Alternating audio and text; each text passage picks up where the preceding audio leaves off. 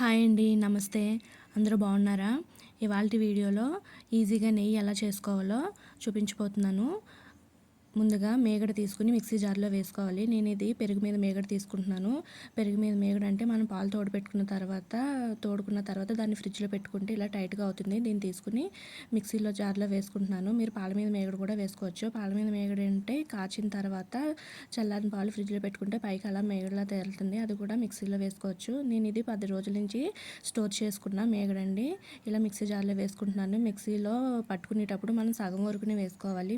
లేదంటే మిక్సీ పట్టుకునేటప్పుడు తూలిపోతుంది మీదకి. అందుకని సగం వరకు వేసుకుంటే మీదకి తూలకుండా ఉంటుంది. ఈజీగా కూడా గ్రైండ్ అవుతుంది.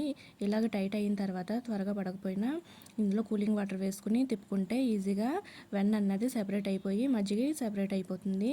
ఈ వెన్నని ఒక లోతుగా ఉన్న మందంగా ఉన్న కడాయిలో వేసుకోవాలి.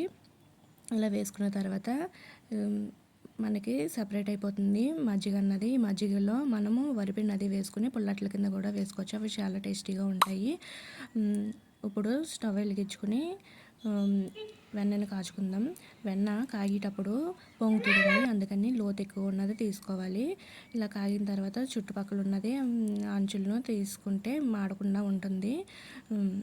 ఇలా ఈ కన్సిస్టెన్సీలో ఉన్నప్పుడు స్టవ్ ఆఫ్ చేసేసుకుంటే మనకి నెయ్యి అన్నది రెడీ అయిపోతుంది. దీన్ని మనం దాంతో వడగబెట్టుకుంటే నలకలు అన్నవి నేతిలో పడకుండా ఉంటాయి. దీంట్లో ఇప్పుడు ఆ గోకడి తీసుకుని దాంట్లో కొంచెం బెల్లం వేసుకుని ఇలా గట్టిగా కలుపుకుని ఉంటే మనకి తిక్కుగా అవుతుంది. దీంట్లో నేను వాటర్ అన్నది వేయలేదండి. ఓన్లీ ఆ గోకడిలోని బెల్లం వేసుకుని ఇలా తిప్పుకున్న తర్వాత ఇలా గట్టిగా అయిన తర్వాత ఒక ప్లేట్లో తీసుకుని చల్లారిన తర్వాత ఇలా ఉండలా చుట్టుకోవాలి. ఇవి చాలా టేస్ట్గా ఉంటాయి. చాక్లెట్లా ఉంటాయి. ఈ స్మెల్కి బాగుంటాయి. Thank you.